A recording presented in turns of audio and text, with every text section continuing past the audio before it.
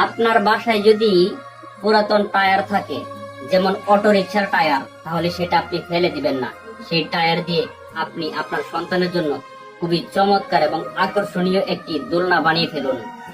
দেখবেন আপনার সন্তান আপনাকে আর জ্বালাতন করবে না, সেই দোলনা নিয়ে খেলা করতে পারবে।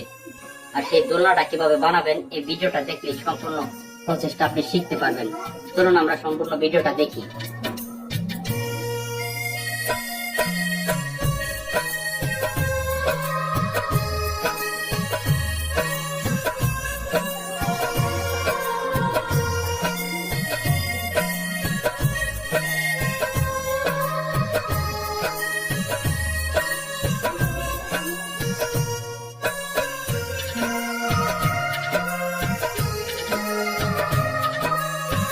সত্যি অসাধারণ চমৎকার একটি দোলনা।